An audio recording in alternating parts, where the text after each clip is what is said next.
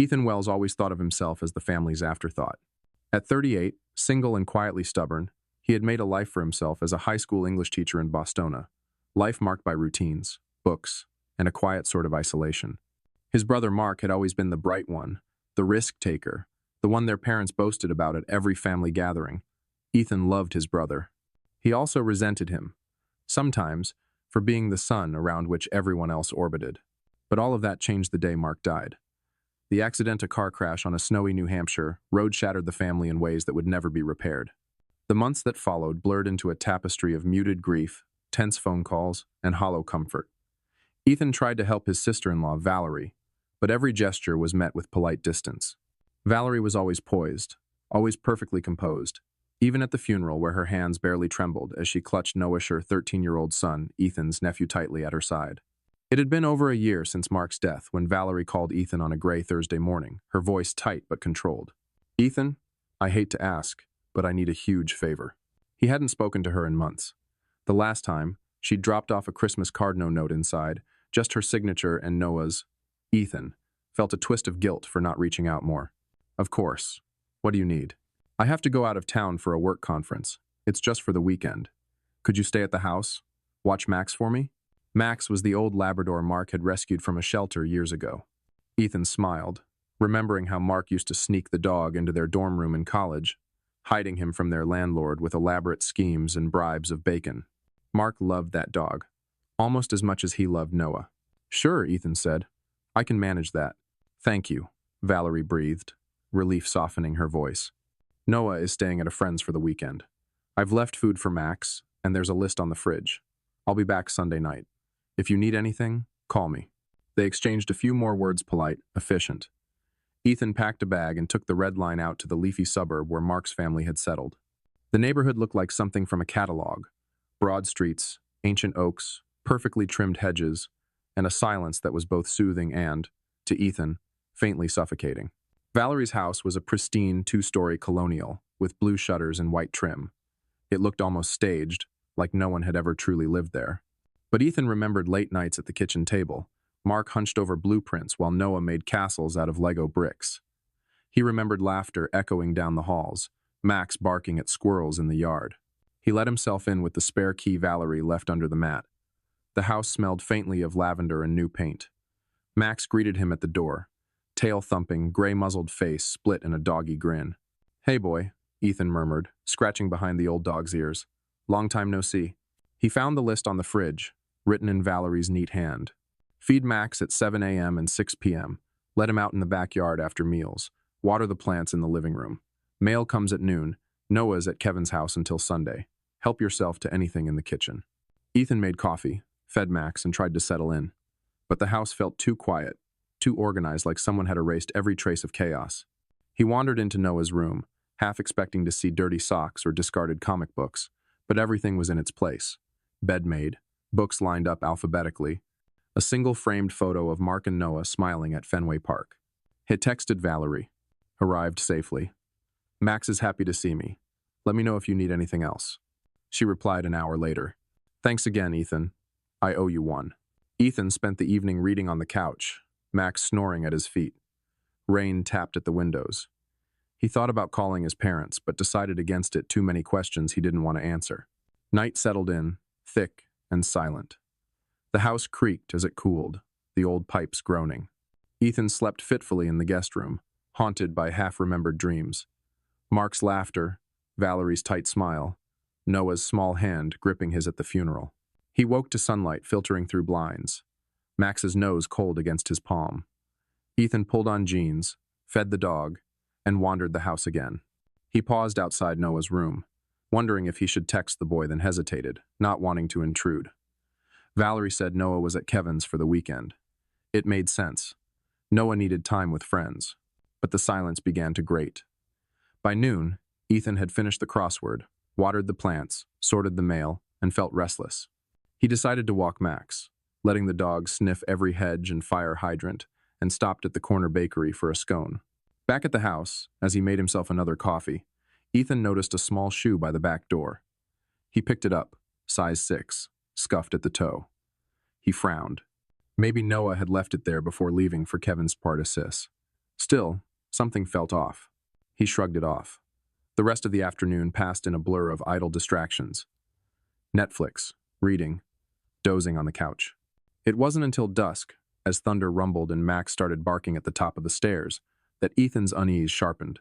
"Easy, boy," he called. But Max wouldn't stop. He ran to the base of the staircase, ears pricked, whining. Ethan climbed the stairs, heart beating faster. He heard Athena, soft, irregular thumping coming from one of the bedrooms. He followed the sound to the end of the hall. The door to the guest room was closed. He knocked lightly. Silence. He tried the handle locked. A chill crept up Ethan's spine. "Hello? Is someone in there?" For a long moment, nothing. Then, barely audible. "Help." Ethan's blood turned to ice. He ran downstairs, grabbed Valerie's keyring, and tried every key until one fit the lock. The door swung open. The smell hit him first, a thick, sour scent of sweat and fear. The blinds were drawn tight, the air stifling. On the floor, tangled in a blanket, was Noah. His hair was matted, cheeks sunken, eyes red-rimmed. Ethan dropped to his knees. "Noah? Oh my God, what happened?" Noah looked up, blinking. His lips were cracked, his voice a dry rasp. "Water, please."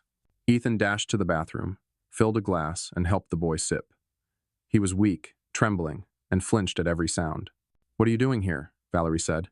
"She locked me in," Noah whispered. "Said I needed to learn, because I got in a fight at school." Ethan's hands shook as he reached for his phone. "How long have you been here?" Noah closed his eyes. "Since Wednesday." "I don't know. I'm so thirsty." Ethan dialed 911, barely managing to explain what he'd found. The operator was calm, efficient. "Help is on the way, sir. Stay with the child. Keep him warm and awake if possible." The next half hour passed in a blur of adrenaline and dread. Paramedics arrived first, then police. Ethan tried to answer their questions, but his mind spun. Valerie. Why would she do this? As the paramedics loaded Noah into the ambulance, he clung to Ethan's hand. "Don't leave me, please," Ethan promised, voice breaking. "I won't, Noah. I'm right here."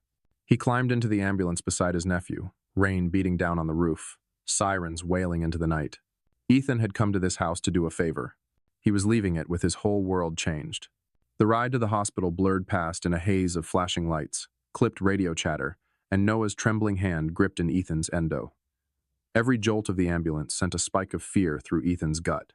The paramedic, a calm woman named Rita, checked Noah's vitals with brisk efficiency, her brow furrowing as she took in the boy's sunken eyes and dry, chapped lips. "He's dehydrated, possibly malnourished," she said quietly to Ethan. "How long was he locked in that room?" Ethan swallowed hard.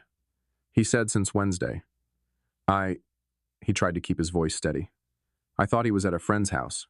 His mother told me." Rita shot him a sharp look but didn't answer. Instead, she squeezed Noah's shoulder gently. "Almost there, sweetheart. You're safe now."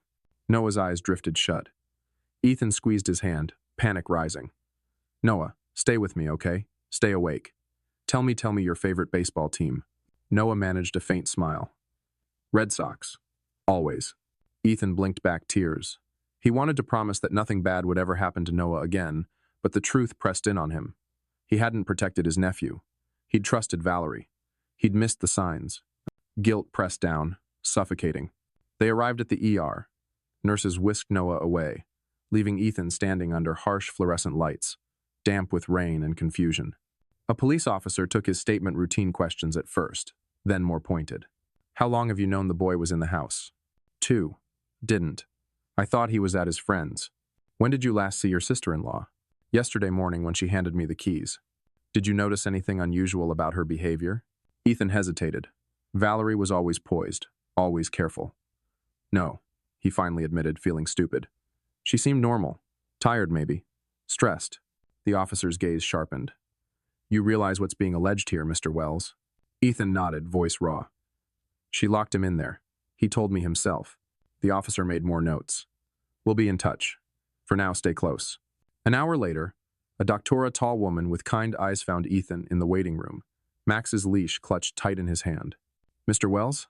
I'm Dr. Lin. Noah's stable.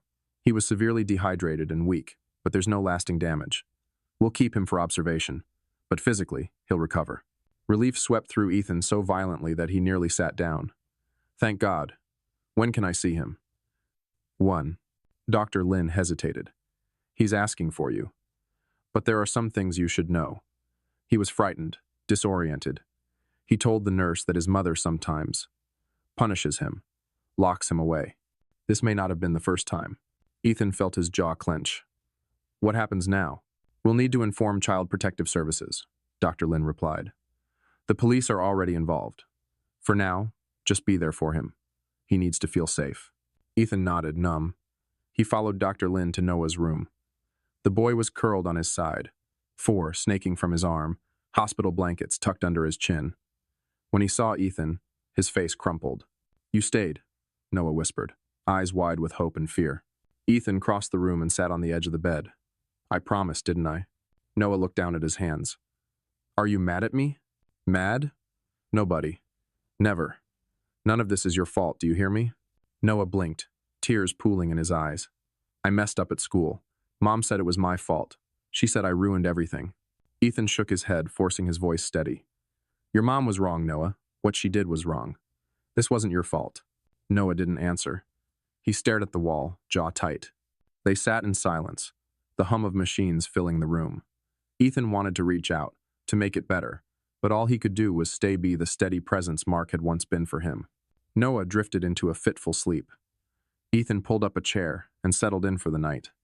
He barely noticed as nurses came and went, checking vitals, adjusting machines.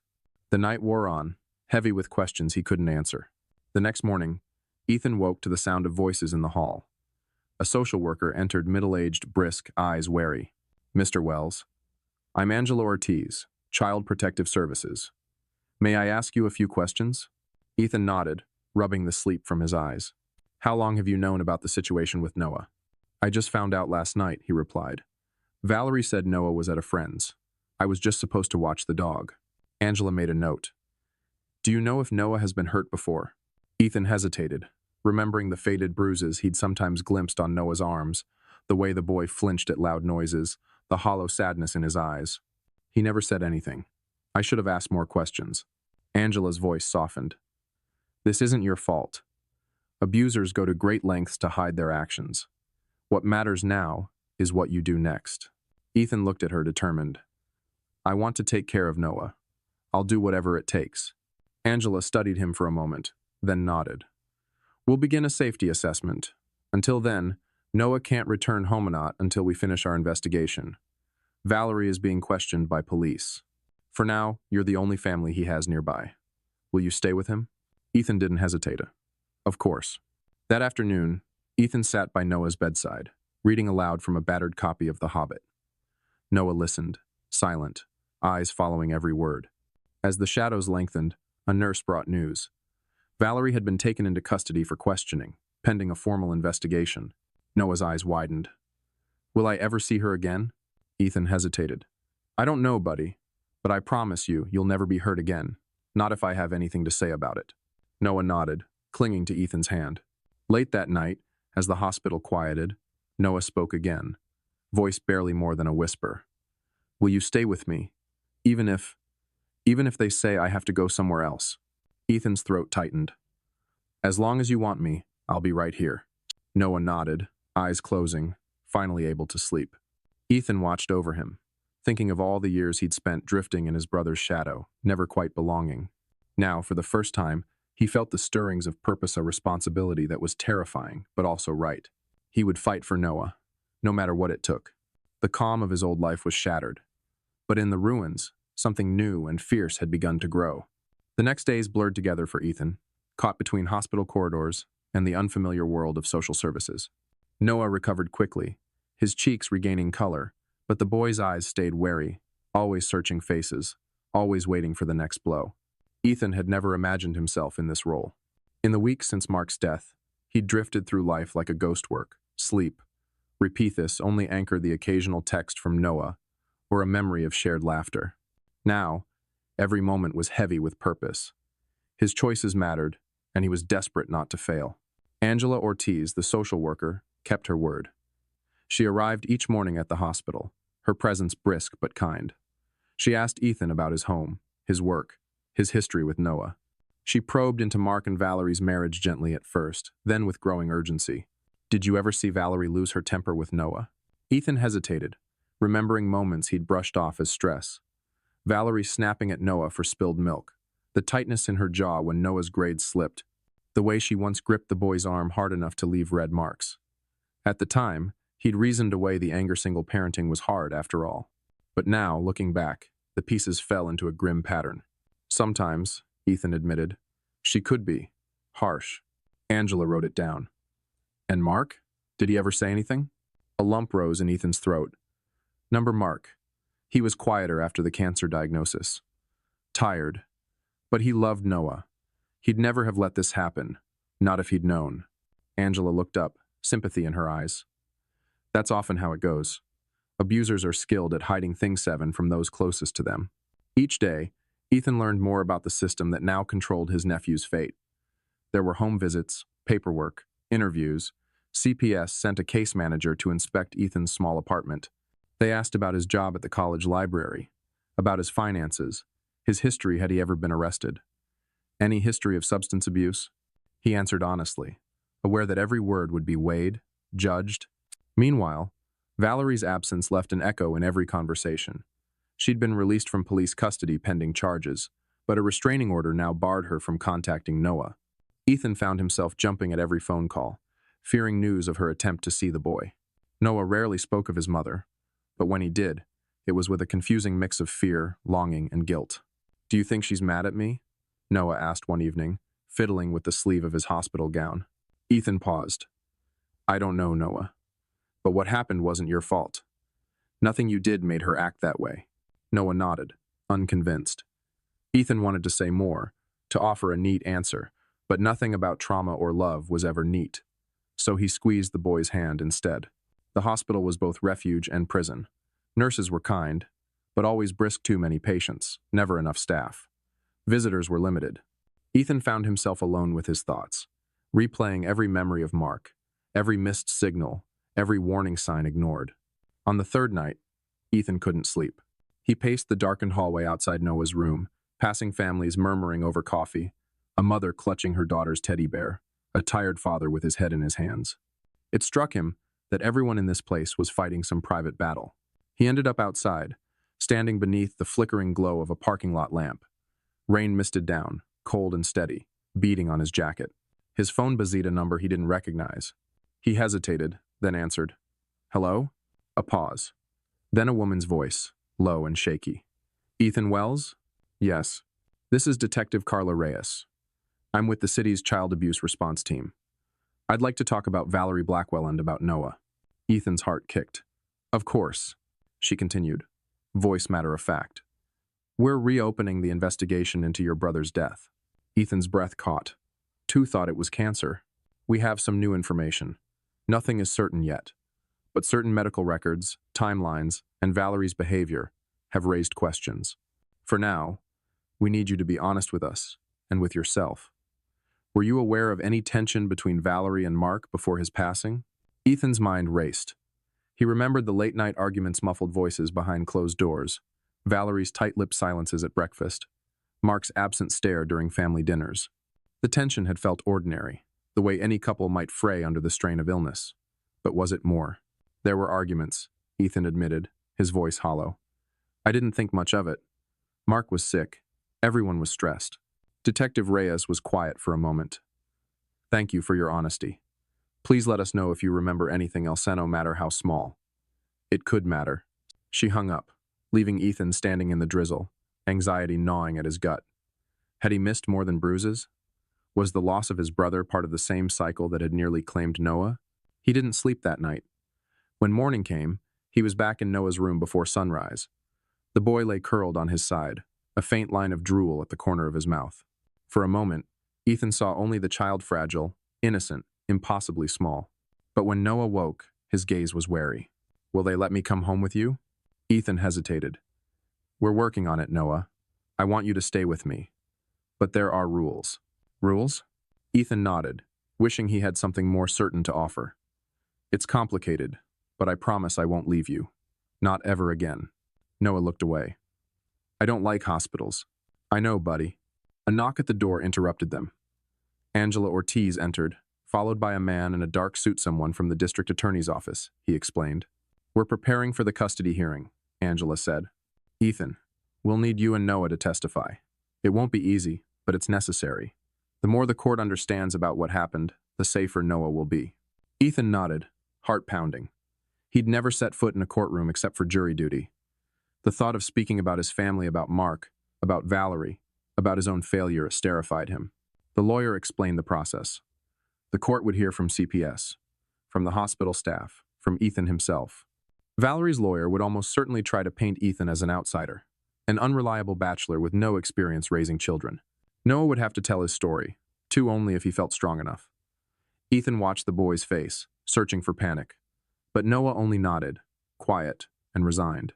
The days that followed were a whirlwind of preparation. Ethan met with Angela and a child advocate named Miss Renner, who explained what would happen in court. She talked to Noah about telling the truth, but only what you feel safe to share. Noah listened, eyes wide and serious. Ethan spent every spare moment preparing, writing down memories, gathering paperwork, talking to Mark's old friends. Some offered support, others questioned whether he was ready for the responsibility. Ethan doubted himself constantly. Was he doing the right thing? Could he be the parent Noah needed? Each night, he returned to the hospital and read to Noah adventure stories, tales of lost boys and brave heroes. Sometimes Noah fell asleep mid-sentence, head resting on Ethan's arm. The night before the hearing, Noah couldn't sleep. He lay staring at the ceiling, voice small. What if the judge says I have to go back? Ethan's chest tightened. Then I'll fight. As long as it takes, I promise. Noah turned, studying his face. Will you get in trouble? Ethan managed a smile. If loving you is trouble, it's the best kind there is. Noah didn't answer, but he reached for Ethan's hand, squeezing it tightly until sleep finally claimed him. Outside, the city rain continued, steady as a heartbeat, washing the world clean for morning. The courthouse was nothing like Ethan expected. He'd pictured a grand marble building, something out of a movie, but in reality the Multnomah County Courthouse was squat, modern, and vaguely intimidating. Rain fell in heavy sheets, soaking Ethan's coat as he hurried Noah up the steps, Angela Ortiz and Miss Renner close behind. Inside, the air was thick with anxiety, families whispering, lawyers rushing past, guards scanning everyone with bored eyes. Ethan clutched Noah's hand, drawing comfort from the small fingers in his grip. The boy was silent, jaw set, as if he'd steeled himself for battle. Angela led them to a waiting room, decorated with faded posters about family and hope. A vending machine hummed in the corner. Noah sat in a chair by the window, watching the rain streak the glass. It's okay to be nervous, Angela said softly. You're both very brave for being here. Ethan tried to smile, but his heart was pounding so loud it hurt. Will it take long? It might. There are a few cases ahead of us. She looked at Noah. But I'll be right beside you the whole time. Valerie arrived half an hour later. She swept into the waiting area with her lawyer, a sharp-faced man in an expensive sweater makeup perfect, hair pulled into a neat chignon. She wore a black dress, elegant but somber, as if she was still mourning Mark. Her eyes flicked to Ethan and Noah, lingering on her son with a tight, brittle smile. Noah, Ethan. Her voice was low, controlled, but Noah shrank against Ethan's side. Angela stepped forward, blocking Valerie's path. Please don't speak to them until after the hearing. Valerie's mouth twisted, but she said nothing. Her lawyer pulled her aside, whispering fiercely. Ethan watched, feeling a wave of anger and guilt. This woman had once been his sister-in-law. He'd trusted her enough to believe, for a time, that she was simply overwhelmed, not dangerous. But that trust was gone. The courtroom itself was smaller than Ethan expected, just a few rows of benches, a raised desk for the judge, an Oregon flag drooping in the corner. The judge, a middle-aged woman with steel-gray hair, entered briskly. This is a difficult case, she began, but our priority is the well-being of the child. The hearing moved quickly. The state presented its case, first Angela Ortiz on the witness stand, explaining the injuries Noah had suffered, the evidence found in Valerie's house, the hospital records, the emotional trauma. She spoke clearly, firmly, her voice steady even as Valerie's lawyer objected repeatedly. Next was Ethan. He sat in the witness chair, hands trembling as he told the story how Valerie had asked him to watch Noah for a weekend, how he'd discovered the boy locked in a basement room, unconscious and bruised, how he'd called 911 and stayed with Noah until the ambulance came. Valerie's lawyer cross-examined him, trying to trip him up. Mr. Wells, you're not a parent. You've never raised a child, isn't that correct? Why should the court trust you with this responsibility? Ethan swallowed, searching for the words. I may not be a parent, but I love Noah. I'll do whatever it takes to keep him safe. That's what family means. The judge listened intently. Next came medical testimony. A pediatrician from the hospital, describing Noah's malnutrition and injuries, the signs of chronic neglect. Finally, Valerie herself took the stand. She wept as she described her struggles after Mark's death, how she'd lost control, how depression and grief had clouded her judgment. Her lawyer painted Ethan as an outsider, a bachelor with no experience, no stability. He's a librarian, Your Honor, not a father. The judge asked Valerie about the locked room, about the sedatives found in the medicine cabinet. Valerie stammered, voice breaking. I was overwhelmed. I just needed to rest. I didn't mean to hurt him. He's my son. Noah's turn came last. Miss Renner sat beside him as he faced the judge. His voice was quiet but steady. Can you tell the court what happened? The judge asked gently. Noah nodded. Mom said she needed a break. She told me to stay in my room. She locked the door and left. I tried to call for help, but my phone was gone. Did this happen before? The judge pressed. Noah hesitated, glancing at Ethan. Sometimes. If I did something wrong, I'd have to stay in my room. Sometimes she'd forget to bring food, but she always said she loved me. The judge leaned forward. And your uncle?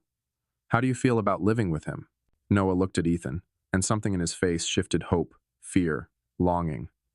I feel safe with him. He listens to me. He doesn't get mad. The room was silent for a moment, broken only by Valerie's soft sobs. After closing arguments, the judge called a recess. Ethan sat beside Noah, hands shaking. He wanted to say something comforting, but words failed him. Instead, he just held the boy close, breathing in the scent of rain-soaked hair. Angela returned, her face tense. Valerie's lawyer is pushing for supervised visits, but the evidence is strong. The judge will decide soon. They waited. Time stretched, every second a lifetime. When the judge finally returned, she didn't draw it out. The safety of the child is paramount. Given the testimony and evidence, temporary custody will be awarded to Mr. Wells, pending further investigation. Miss Blackwell will have no unsupervised contact. Valerie slumped in her seat, her composure cracking at last. Tears rolled down her cheeks as her lawyer whispered urgently in her ear. Ethan felt his legs go weak.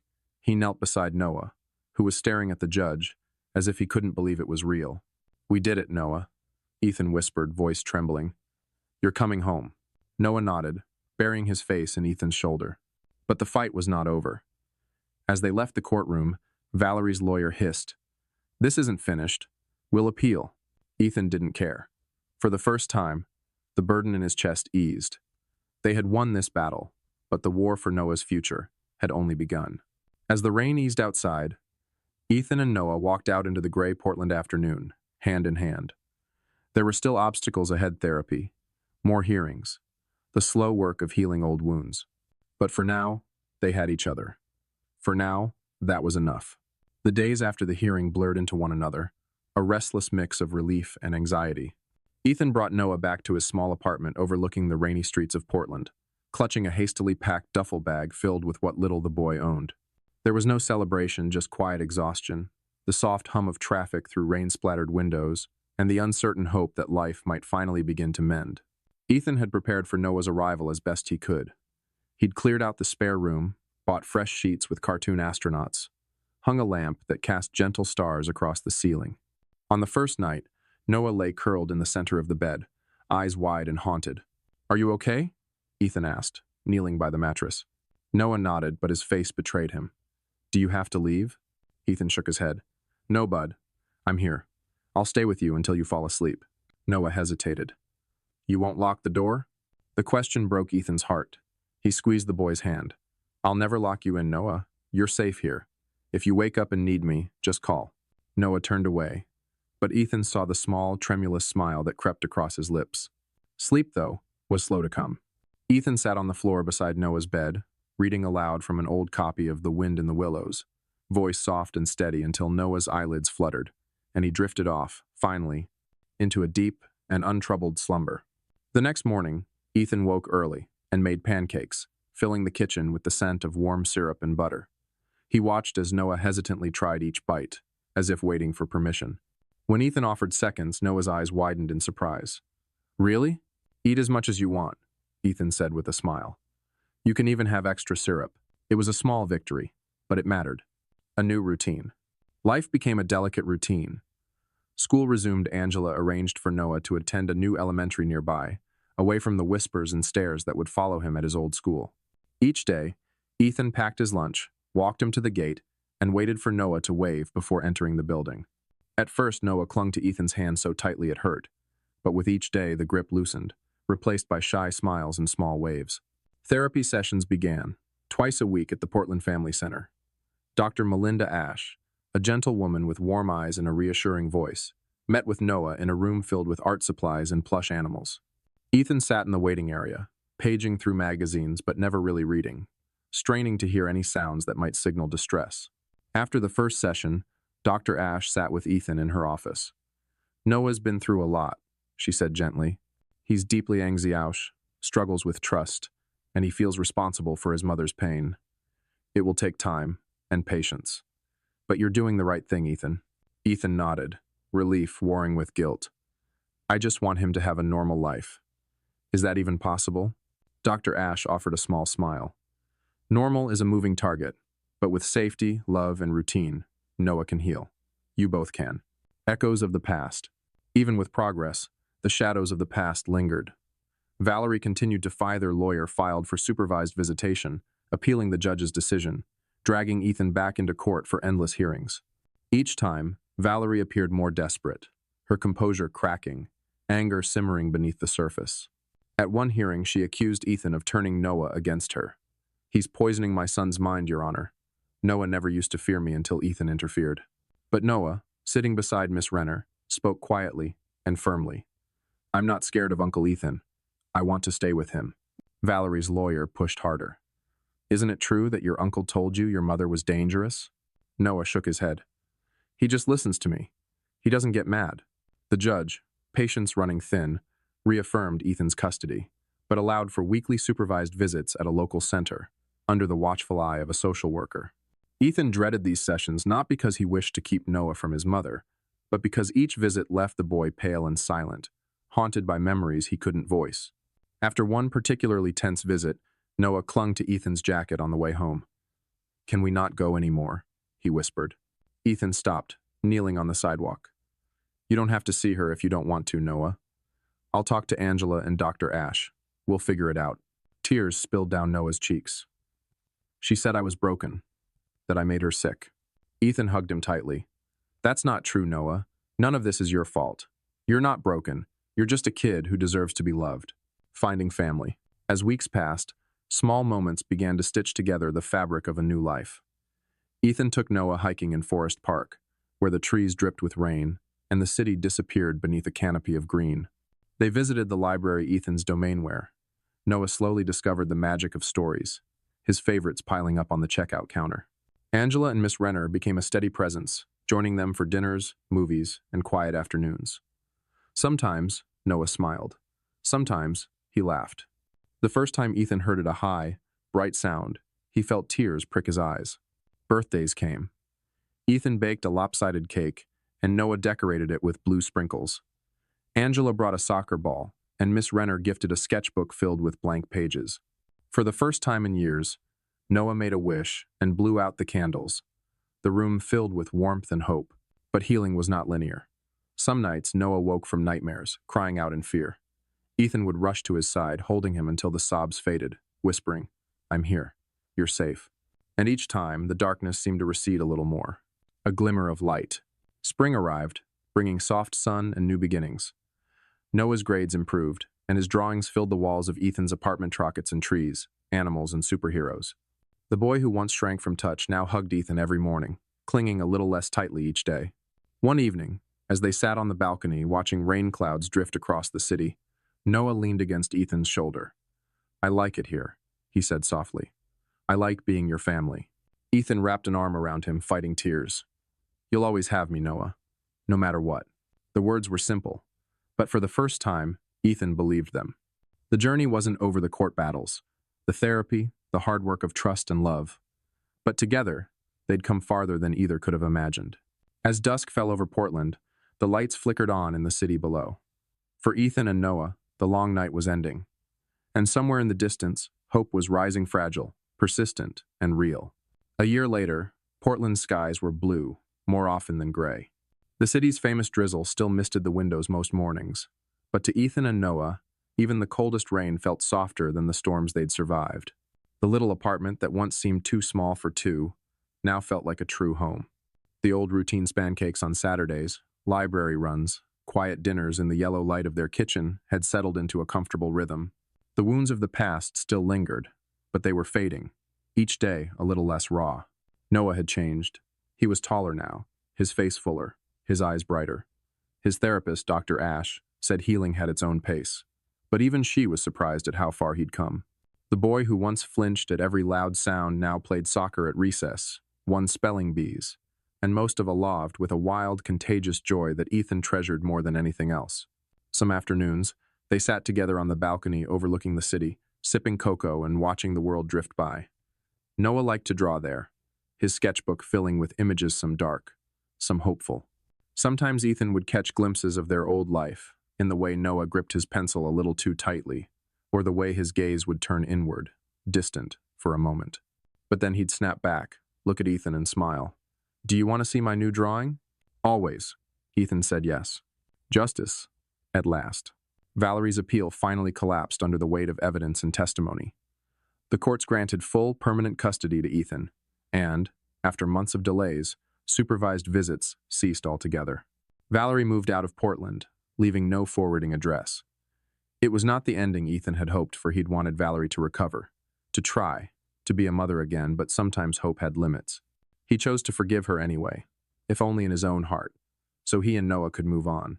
For months, the media attention faded, and their story became just another file in the county archives. Only Angela kept reminding Ethan of how far they'd come, sometimes over pizza on the library steps after closing. "You did good, you know," she'd say, nudging him with her elbow. "You saved him." Ethan always shook his head, but Noah's laughter in the background was proof enough. Building new traditions.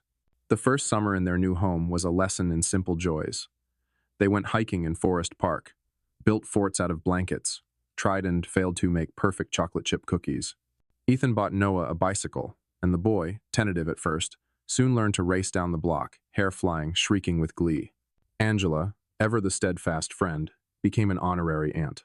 She and Noah would challenge Ethan to board games, and on warm evenings, all three would sit by the window, reading stories aloud as the sun went down.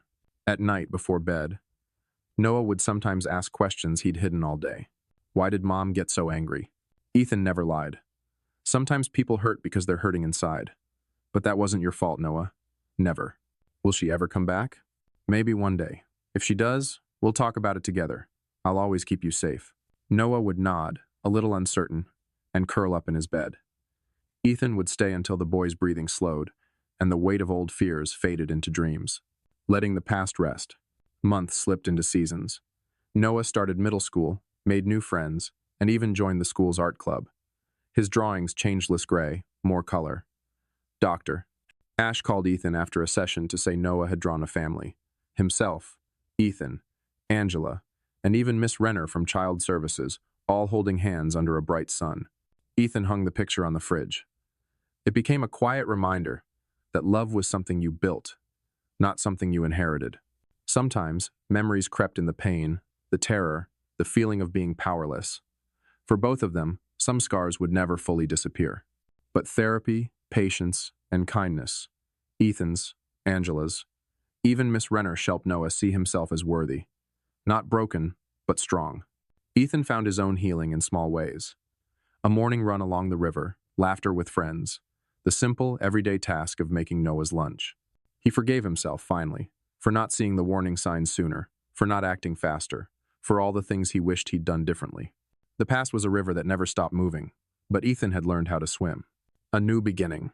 The next spring, Noah's class hosted a showcase for parents. Paintings, poems, science projects all lined the walls. Noah's display was a series of pictures. Dark scribbles turning slowly into bright, sprawling scenes-green forests, smiling faces, starlit skies. When Ethan knelt to read the caption, his throat tightened. This is my family. We made it through the storm. After the show, Noah hugged him hard. Thank you for finding me, he whispered. Thank you for not giving up. Ethan swallowed hard. I never will, Noah. I promise. They walked home in the warm twilight, the city lights coming on one by one, hope shining brighter with each step. Home is where we choose. A year ago, Ethan couldn't have imagined this life-a kitchen filled with laughter, walls covered in art, a boy who trusted him enough to call him family. It hadn't been easy. There were setbacks, and there always would be. But together, they'd built something real. Some nights, as rain drummed gently on the roof, Ethan would watch Noah sleep and realize he was no longer waiting for the next disaster. The house, the city, the quiet routines, they all belonged to them now, woven together by struggle, forgiveness, and love. Angela was right. He'd saved Noah. But Noah had saved him too. There was no going back, only forward. And, at last, Ethan believed they were both exactly where they belonged.